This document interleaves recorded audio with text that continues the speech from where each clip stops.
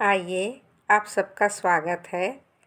आज हम मालती जोशी जी की कहानी सूत भर का अंतर सुनेंगे। यदि आप इस चैनल पर नए हैं तो प्लीज़ सब्सक्राइब कर दीजिए। चलिए सुनते हैं। गाड़ी जब स्टेशन में लगी उस समय 9 बज चुके थे। दीपक को कसकर भूख लगाई थी। उसका मन हुआ ठिकाने पहुंचने से पहले किसी ढाबे में चलकर कुछ खा लिया जाए। फिर याद आया, चाची खाना लेकर बैठी होंगी। चलते समय उन्होंने जता दिया था कि घर से लौटकर खाना हमारे साथ खाओगे। उस दिन होटल नहीं चाहिए, पर उस दिन थोड़ी पता था कि गाड़ी 2.5 घंटे लेट पहुंचेगी। अब इतनी रात गए उन्हें परेशान कैसे करे, या फिर लौटकर ढाबे जाने की हिम्मत भी नहीं होगी। भूखे पेट सो जाना पड़ेगा। और अब अगर अभी खाने पीने में घंटा आधा घंटा बर्बाद करके घर पहुंचो और मालूम पड़ा कि लोग राह देख रहे हैं तो कितना खराब लगेगा। माँ हमेशा कहती है, घर से खाली पेट और खाली हाथ कभी निकलना नहीं चाहिए। एक बार का चैंपियन शिक्षक नहीं चाहिए। लेकिन भाभी ने इतनी सुबह उठकर नाश्ता बना दिया था, यही बहुत था। खाओ, इससे अधिक की आशा करना तो व्यर्थ था। भाभी के रहते माँ का रसोई में खटर पटर करना अविश्वास का वातावरण पैदा करता। इसलिए वह चुपचाप खाकर निकल पड़ा था। सबकी नज़र बचाकर माँ ने 10 का एक नोट पकड़ाकर उससे कहा था, जाओ बेटा, रास्ते में कुछ खा लेना। रुपए 10 कब के हजम हो गए थे। वैसे उसने माँ को सांत्वना देते हुए कहा था, तुम चिंता मेरी करना छोड़ दो। हाँ, वहाँ एक मेरी और माँ बैठी है। वह तो मेरी छुट्टियों के दिन गिन रही होगी। अब खाने पीने की कोई समस्या नहीं है। मैं क्यों चिंता करूँगी रे? चिंता करने वाला तो वह ऊपर बैठा है, माँ ने कहा था और अदृश्य की तरफ हाथ जोड़ दिए थे। एक बात तो माननी पड़ेगी, पिछले साल भर से ऊपर वाला सचमुच उस पर मेहरबान है। उसने सोचा भी नहीं था कि उसे इस डिप्लोमा कोर्स में एडमिशन मिल जाएगा। डरते डरते ही पीईटी दी थी। वैसे पास होने की खुशी को भाभी ने चौपट कर डाला था। साफ कह दिया था, जो कुछ पढ़ना है यहाँ रह कर पढ़ो, बाहर भेजने की हमारी सामर्थ्य नहीं है। सौभाग्य से उन्हीं दिनों नाना जी ने संपत्ति का बंटवारा किया। माँ के हिस्से में ज़मीन का एक छोटा सा टुकड़ा आया था।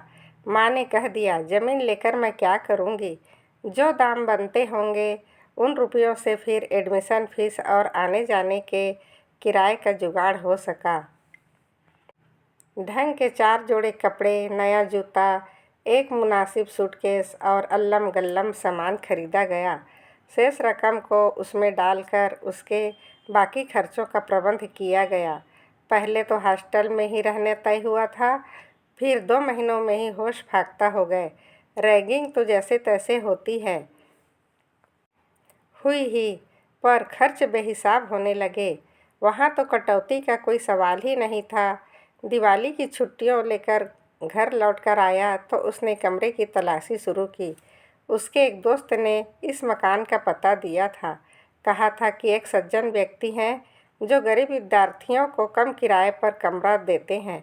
वह फौरन मित्र को लेकर उस पते पर पहुंचा। कमरा उसके भाग्य से खाली था। खाओ और किराया भी अप्रत्याशित रूप से कम था, पर और ढेर सारी शर्तें थी। सिगरेट नहीं पियोगे, शराब नहीं छुओगे, कमरे में लड़कियों को नहीं लाओगे, आधी आधी रात तक रेडियो या टेप रिकॉर्डर नहीं बजाओगे। जब वे अपनी बात कह चुके तो दीपक ने इतना ही कहा, अंकल, बिना बाप का लड़का हूँ, भाई भाभी के सहारे पढ़ रहा हूँ, फीस के पैसे देते हैं, माँ खाने का खर्च उठा रही है, शराब और सिगरेट की गुंजाइश ही कहाँ है। मेरे पास न ट्रांजिस्टर है न टेप रिकॉर्डर है। अगले 2-3 सालों तक आने की संभावना भी नहीं है। अब रहा लड़कियों का सवाल, तो मुझ जैसे फटीचर के पास कौन लड़की आएगी। उसकी साफ गोई और ईमानदारी से वे प्रसन्न हो गए। नहीं तो आजकल के लड़के घर की हालत चाहे खस्ता हो, पर डींग हाँकेंगे कि बस। उस व्यक्ति ने पीठ थपथपाकर बोला, बस तो बस, जा फटाफट सामान लेकर आ जाओ। जिस दिन सामान लेकर पहुंचा, दरवाज़ा एक प्रौढ़ महिला ने खोला। आंटी, वो कमरा, हमें आंटी फांटी कहवे की ज़रूरत नहीं है। वह हतप्रभ रह गया। उसने तो सोचा था शहरों का यह चलन होगा। उसने गृह स्वामिनी को देखा, एकदम ठेठ किस्म की महिला थी। उसने नम्रता से पूछा, चाची कहूँ तो चलेगा? हाँ चलेगा, ठसक के साथ उत्तर आया। तभी अंकल बाहर निकले। अरे लड़का सामान लेकर दरवाजे पर खड़ा है, उसे भीतर आने के लिए तो कहो। तो वहाँ बैठे कौन सी मूरत गढ़ रहे थे? कम से कम दरवाज़ा तो देखा करो। हर बार सब काम छोड़ के हम ही को दौड़ना पड़ता है। वे एक धमाके के साथ भीतर चली गई और दीपक का दिल बैठ गया। ऐसी तेज तर्रार औरत के साथ 24 घंटे गुजारा कैसे होगा? डर के मारे वह अंधेरे कमरे में ही बैठा रहा। सुबह नहा कर निकला ही था कि गृह स्वामिनी से सामना हो गया।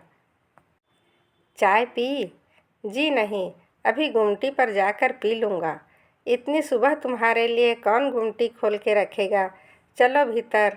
वे उसे ज़बरदस्ती अपने रसोई में ले गई और गर्मा गर्म चाय का प्याला पकड़ा दिया। चाय पीते हुए उसने सोचा, वह बेकार ही डर रहा था। यह तो बिल्कुल माँ जैसी है, बस ठन्निया बिंदी का फ़र्क है। और पिछले साल भर में उसने यह बार बार और किया कि उबड़ खाबड़ बोली वाले इस महिला का मन उतना कर्कश नहीं है, बल्कि उसके अंतस में तो ममता का एक स्रोत बहता है। उसने ऑटो कर लिया था, फिर भी घर पहुँचते पहुँचते 9:30 बज ही गए। गनीमत थी वे लोग अभी तक सोए नहीं थे। गाड़ी लेट थी क्या? जी हाँ, 2.5 घंटे लेट थी। हम तो समझे अम्मा ने 1-2 दिन और रोक लिया होगा। अच्छा चलो जल्दी से हाथ मुंह धो लो, तुम्हारे चाची तुम्हारे खाने के लिए बैठी है। वह नहा कर निकला तो सचमुच उसकी थाली लगी हुई थी। वो कृतज्ञता से भर उठा। आप लोगों की दिवाली कैसी रही? उसने औपचारिकता निभाई। अरे अब हम लोगों की क्या होली और क्या दिवाली, सब एक सी रहती है। तुम अपना सुनाओ। नहीं बबुआ, अब की हमारी दिवाली खूब अच्छी रही। अच्छा, तुम्हारे अंकल जी 300 रुपये हार गए। अरे उन 300 रुपयों को कितने दिन तक रोओगी? लेकिन आप रुपए कैसे हार गए? दीपक ने पूछा। अरे रात भर जुआ खेले हैं। अंकल, आप जुआ खेलते हैं? बस दिवाली पर खेलते हैं बेटे, उस दिन कोई दोस्त नहीं होता। बल्कि हमारे बचपन में तो बड़े बुजुर्ग हमें खेलने के लिए रुपया ठन्नी देते थे कि जाओ बेटा अपना भाग्य आजमा लो। वो बुजुर्ग मन की करने को हम भुगत रहे हैं। बताओ, ये कोई अच्छी लगती है? अरे पांडवन के राजपाट छीन गए थे, तुम तो पेंशनिया हो। ये टापरी छोड़ के तुम्हारे पास है क्या? क्यों, तुम तो हो महारानी। वैसे तुम्हें जो भी ले जाएगा दूसरे दिन वापस कर जाएगा। यह आप ही रखो। महाराज, ये तो हमारे बस की नहीं है। अब दीपक को वहाँ बैठने में संकोच होने लगा। वह बोला, मैं अब सोऊंगा। अंकल ने कहा, हाँ बेटे, सुबह के चले हो। अपनी थाली यथास्थान रखकर वह कमरे में चला गया। कमरा यद्यपि बरामदे में था, फिर भी उसे पति पत्नी की नोक-झोंक सुनाई पड़ती रही। अब तो उसे आदत सी हो गई है, पर पहले उसे घबराहट होती थी। यह बात नहीं कि उसके यहाँ लड़ाई झगड़ा नहीं होता था, पर ऐसे पटाखे नहीं टूटते थे। वहाँ तो शीत युद्ध चलता है। माँ और भाभी के बीच में भैया त्रिशंकु से टंगे रहते हैं। बच्चे भाभी के साथ होते हैं। माँ के पाले में दीपक होता है और अधिकतम उदास हो जाता है। उसके बिना माँ अब बिल्कुल अकेली पड़ गई होंगी। उसने माँ को कभी किसी से लड़ते हुए नहीं देखा। कभी कभी वह याद करने की कोशिश करता है कि माँ पापा के साथ मीठी झड़की पर तो ज़रूर होती थी। ठीक से कुछ याद नहीं पड़ता। कुल जमा 6 वर्ष का तो था जब पापा की मृत्यु हुई थी। उसे इतना भर याद है कि वह उसके जीवन का स्वर्ण काल था। अपने दोनों भाई बहनों के बाद लगभग 10 साल के अंतराल से वह इस घर में आया था, इसीलिए वह घर भर के आंखों का तारा था।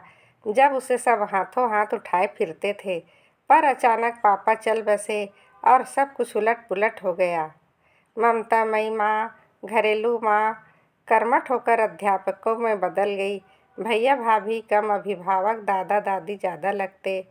उन्होंने घर की कमान संभाल ली और यही सबसे बड़ा दुख था। उनकी ममता भरी छाँव में माँ की अनुपस्थिति भूल जाता था। पर यह सुख भी कितने दिन रहा। सयाने लड़की को घर में छोड़कर नौकरी पर जाते हुए माँ का मन आशंकित रहता था। अच्छा घर वर देखकर उन्हें दूसरे साल ही शादी करके विदा कर दी और घर एकदम सूना हो गया था। दीदी थी तो घर में एक लय थी, खाने पीने में रस था। अब घर खाने सोने पड़ने की जगह भर रह गया। कुछ साल बाद जब भैया के ब्याह की बात चली तो वह पुनः उत्साह से भर उठा। भाभी के आते ही घर में रौनक हो जाएगी, खुशी की बरसात होगी। बरसात तो हुई और उसमें दीपक का मन टिक न सका। भाभी अपनी सी ना हो सकी, बल्कि भैया और दूर चले गए। उन दोनों के लग छोटी सी दुनिया बस गई। माँ और दीपक निर्वासित से बाहर टापते ही रह गए। इस निर्वासन ने बरसों बाद उसे माँ से फिर मिला दिया। पिछले बार घर और बाहर दोनों ओर से जूझते हुए माँ उससे बहुत दूर छिटक गई थी। फिर एक और नया अध्याय प्रारंभ हुआ। कालांतर में घर की बगिया में 2 फूल खिले और आंगन किलकारियों से भर उठा। उन लोगों के साथ जैसे दीपक का अपना बचपन लौट आया। उन्हें नन्हे हाथों के पुलक भर स्पर्श में जीवन में फिर से रंगीनियाँ खिलती। बच्चे अपने साथ खुशियों का अंबार लेकर आए थे, पर समस्याओं के भी अंबार लग रहे थे। भाभी की नौकरी के साथ उनका सामंजस्य नहीं बैठ रहा था। रोज़ नई परेशानी सामने आ जाती। तब सब ने मिलकर यह तय किया कि माँ अपनी नौकरी छोड़ देगी। प्राइवेट स्कूल की नौकरी थी, जहाँ वेतन कम और काम ज़्यादा था। एक समय था जब यह छोटी सी रकम भी उनके लिए नियामत थी। पापा के नामालूम से पेंशन के सहारे घर चल नहीं सकता था, पर अब पैसे की कोई बात नहीं थी। अतः लंबे सोच विचार के बाद माँ ने त्याग पत्र दे दिया और यही शायद उनकी सबसे बड़ी भूल थी। एक तो वह बाहर की दुनिया से बिल्कुल कट गई, फिर नौकरी चाहे छोटी थी, उसके दम पर उन्हें घर में शासक का दर्जा प्राप्त था। खर्च की बागडोर भाभी के हाथों में जाते ही उनकी हैसियत एक आया की तरह हो गई। दीपक देखता और तिलमिला कर रह जाता, सोचता मेरा अपना घर होगा, घर जहाँ माँ का एक छत्र शासन होगा। इसीलिए तो वह इतनी जी तोड़ मेहनत कर रहा है। सुबह कॉलेज के लिए तैयार हो रहा था कि अंकल ने आकर कहा, तुम्हारी चाची तुम्हें बुला रही है। भीतर जाकर देखा, दिवाली के पकवानों से पूरा थाल सजा हुआ था। लो बेटा, बड़ी मुश्किल से तुम्हारे लिए बचा कर छुपा कर रखे थे। तुम्हारे अंकल की चंडाल चौकड़ी के मारे घर में कभू बचत है कछु। प्रभु, वह संतोष से भर उठा। यह लोग इतना ध्यान रखते हैं और वह घर से खाली हाथ चला आया। भाभी ने यह भी न सोचा कि लड़का दिवाली के बाद वापस जा रहा है। पहले साल हॉस्टल में भी यूं ही पहुंच गया था तो साथ वालों ने नाक में दम कर दिया था। फिर बुरा सा मुंह बनाकर अपने स्वर्गीय दादी को उसने एक बार फिर स्वर्ग भेज दिया था। तब कहीं जान छूटी थी, पर इन लोगों के साथ वह ऐसा छल भी नहीं कर सकता था। क्या भाभी कभी इन बातों को समझ पाएंगी? आशा तो नहीं है। मिठाई का डिब्बा तो बहुत बड़ी चीज़ है। माँ चाहती कि लड़का मुंह मीठा करके घर से चले, पर हलवा तो दूर, कभी भाभी दही शक्कर की कटोरी भी नहीं पकड़ाती। फिर माँ ही सबकी नज़र बचाकर मिश्री की डली उसके मुंह में दे देती।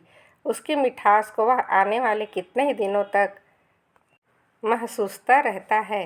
क्या सोचने लगे बेटा, यह तो बहुत ज़्यादा है चाची। तो कमरे में रखे रहो, स्कूल से लौट कर के भूख लगेगी तो खा लिया करो।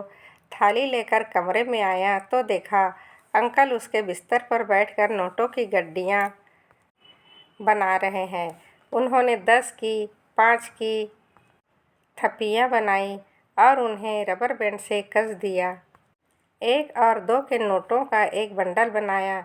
फिर सारा सामान करीने से प्लास्टिक के डब्बे में रखकर किताबों की अलमारी में छुपा दिया। दीपक एकटक उन्हें देख रहा था। यह हमारा स्विस बैंक है। वे मुस्कुराकर बोले, इस घर में यही सबसे निरापद स्थान है बचवा। तुम्हारी चाची फटक नहीं सकती। अनपढ़ बीवी के भी परेशानी है बरखुरदार, लेकिन कुछ फ़ायदा भी है। आप यह पैसे चाची से छुपा कर रखते हैं ना? हाँ। क्या सारा पेंशन, सारा किराया वे झटक लेती हैं? मैं पान, तम्बाकू, चाय पानी के लिए तरस कर रह जाता हूँ। कभी सिनेमा जाने का मन होता है, कभी दोस्तों के साथ खेलने की इच्छा होती है।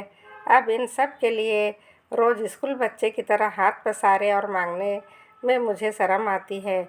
इसलिए मैं कुछ रुपए इधर छुपा कर रख लेता हूँ। जानते हो, इस बार दिवाली पर 700 रुपये जीत कर लाया हूँ, और वो 300 जो हार गए थे वो तुम्हारी चाची के खाते पर है।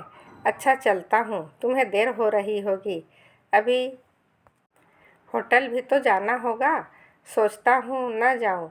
यह जो इतना सारा है ना।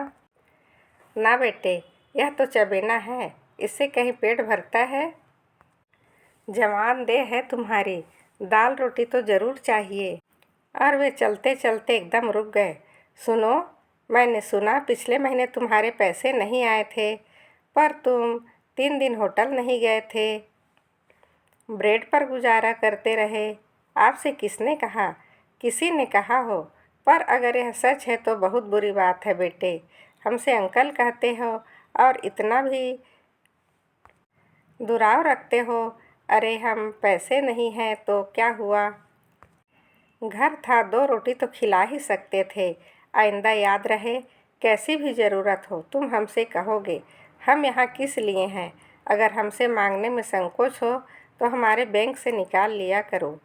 जब तुम्हारे पास पैसे आ जाए लौटा देना। इस उपालंब से, इस आश्वासन से वह भीतर तक काँप उठा। आज रात सोते समय उसकी नज़रें अलमारी पर टिक गई। दीवार में बनी 2 तल्ले की साधारण सी अलमारी थी, जिसमें आबनूसी पल्ले लगे हुए थे। उसे कमरा दिखाते हुए अंकल ने कहा था, बेटा तुम्हें अपनी किताबों के लिए कोई व्यवस्था करनी होगी।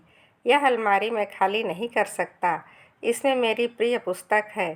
घर में और कहीं इन्हें रख नहीं सकता। किसी दिन रद्दी वाले के साइकिल पर सवार हो जाएंगी और मुझे पता भी नहीं चलेगा। दीपक के पास इतनी पुस्तकें थी ही कहाँ जो उन्हें रखने की चिंता होती। अंकल ने कहा, कभी मन हो तो पढ़ लिया करो। एक से एक अच्छी किताबें हैं। एक आध बार उसने अलमारी खुली हुई थी तो सभी पुरानी किताबें थी। चंद्रकांता संतति के कई भाग, प्रेमचंद के मानसरोवर का पूरा सेट, प्रसाद के आंसू और कामायनी थे, और विचित्र नाम की भी किताबें थी। आचार्य चतुरसेन शास्त्री की कुछ पुस्तकें थी। कोर्स के बाहर कुछ पढ़ने की ना तो कभी आदत रही न सुविधा, इसलिए उन पुस्तकों में उसका मन नहीं लगा। उस अलमारी का आकर्षण उसी दिन समाप्त हो गया। आज वह अलमारी एक नए रूप में सामने खड़ी थी। अंकल ने कहा था, खैर जब ज़रूरत पड़े पैसे ले लिया करो। ज़रूरत है कि ख़त्म ही नहीं होती। अभी उसी महीने की तो बात है। उसने बहुत सोच समझकर 10 तारीख का महीना बांध रखा था। फिर भी 3 दिन ऊपर निकल गए। झिझक के मारे वह होटल भी नहीं गया। डर लगता रहा कहीं सबके सामने बेइज्जत न होना पड़े। पैसे लेकर जिस दिन वह पहुंचा तो मालिक ने छूटते ही पूछा, इतने दिन कहाँ रह गए थे बाबूजी? उसके अनुभवी नज़रे ने दीपक का चेहरा पढ़ लिया था। बोला, बाबूजी देर सवेर तो होती रहती है। हम लोग क्या इतने बेमुरव्वत हैं? फिर आप तो पुराने ग्राहक हैं। यह बात उसने इतनी ज़ोर से कहा और इतने लोगों के सामने कही कि वह शर्म से गड़ गया। ज़रूर उन्हीं लोगों में से किसी एक ने यह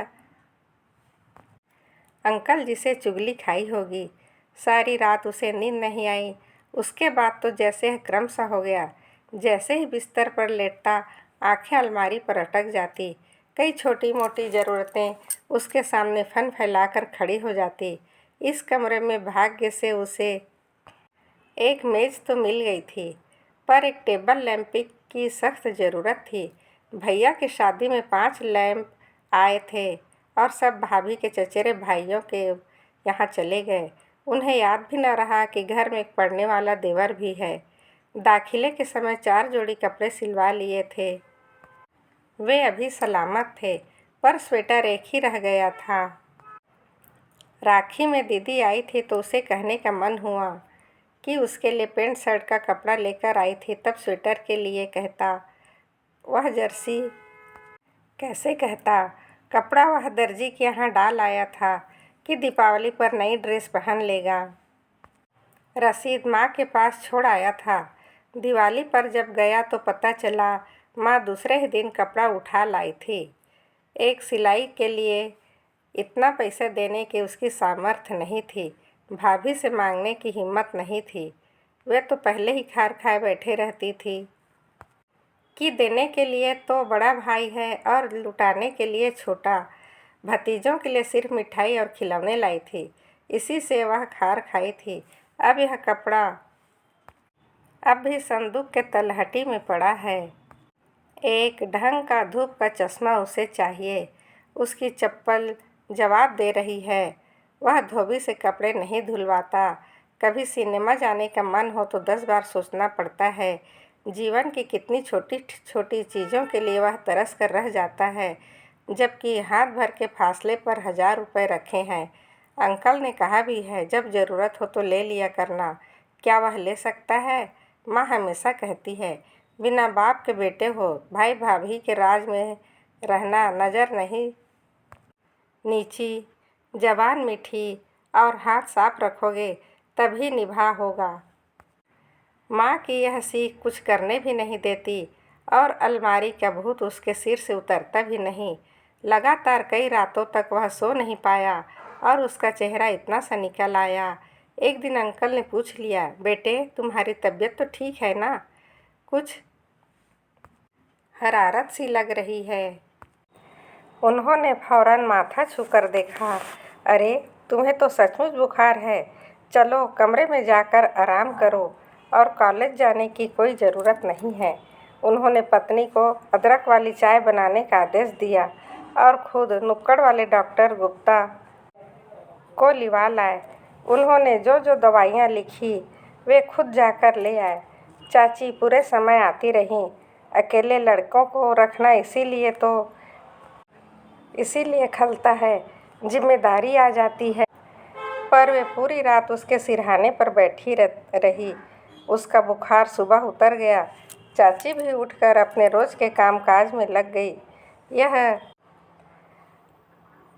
अंकल को अकेला पाकर उसने कहा, अंकल एक बात कहूँ? बोलो बेटे। आप यह रुपए यहाँ से उठा लीजिए। उस चिंता के मारे मैं रात भर सो नहीं पाता। कमरा मेरा बाहर का पड़ता है। कई बार दोस्त भी आ जाते हैं। कभी कुछ हो गया तो। तुम कौन से रुपयों की बात कर रहे हो? वे ही जो अलमारी में रखे हैं। तुम क्या सोचते हो वे अब तक वहीं पड़े हैं? अरे भैया, रुपयों के पास तो पाँव होते हैं और लक्ष्मी बड़ी चंचल होती है। और तुम्हारी चाची तो CBI की नानी है, दूर से रुपया सूंघ लेती है। उसके बारे में क्या कुछ बच पाता है? सच अंकल, उसने कहा और राहत की एक लंबी सांस ली। पता नहीं कितनों दिनों बाद उसे रात को चैन की नींद आई। बुखार तो उसका 2-4 दिन में ठीक हो गया था, पर चाची ने उसे अगले 2-4 दिनों तक होटल नहीं जाने दिया था। घर पर ही बना खाना उसे खिलाया।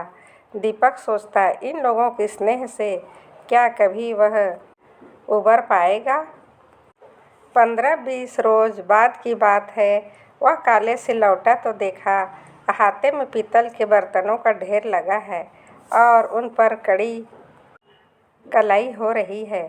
बरामदे में अपनी बुनाई लिए हुए चाची उन पर निगरानी कर रही है। अंकल धूप सेकते हुए अखबार पढ़ रहे हैं। यह क्या हो रहा है अंकल? इसे कहते हैं दिवाली के बाद दिवाला। नहीं, मेरा मतलब था अभी कोई फंक्शन वगैरह है?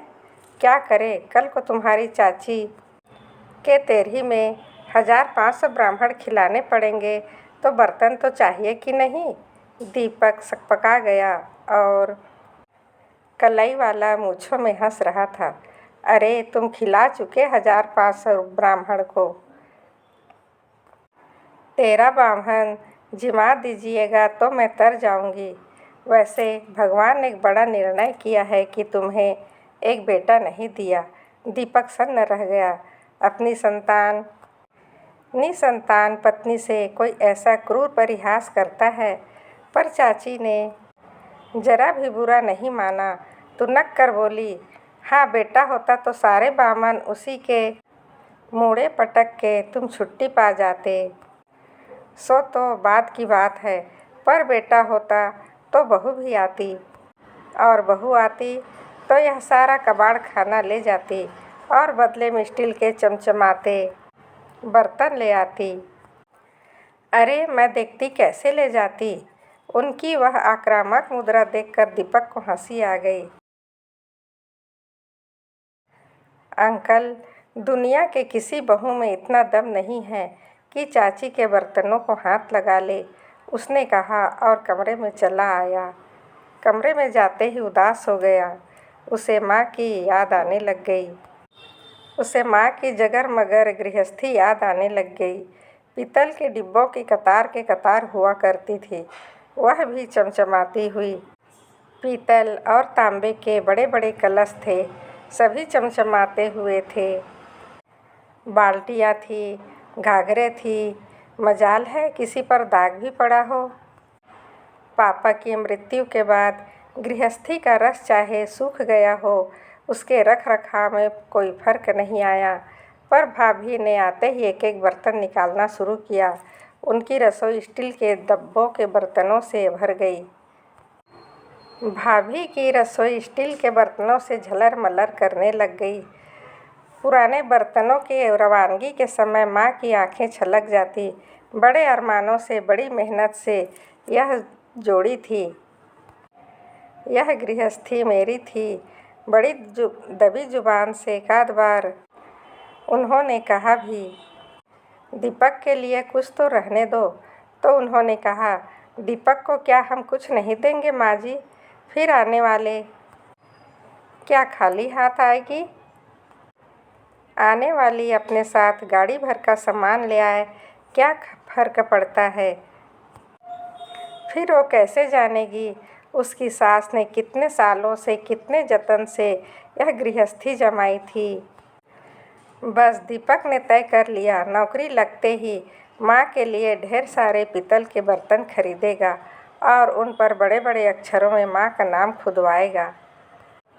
वो जो आने वाली है उससे साफ कह देगा, अपनी गृहस्थी आप जमाओ, इन बर्तनों को छूने की ज़रूरत नहीं है। फिर बाहर अपना नाम सुनकर वह चौंक पड़ा। अंकल कह रहे थे, मेरे पास तो नहीं है, दीपक के पास हो तो देखता हूँ। वह एकदम सहम गया। इतने सारे बर्तनों की मजदूरी 50-60 से कम तो क्या होगी? इतने पैसे उसके पास होंगे और सब के सब उठा कर दे भी दे तो? अंकल ने उससे कुछ नहीं कहा, सीधे अलमारी के पास गए, अपना स्विस बैंक खोला और रुपए लेकर बाहर चले गए। दीपक आश्चर्य से भर कर उन्हें देखता रह गया। कलई वाली को विदा करके वे फिर लौटे। डिब्बा यथास्थान रखा और अलमारी बंद करके दीपक के पास आकर बैठ गए। क्या सोच रहे थे बरखुरदार?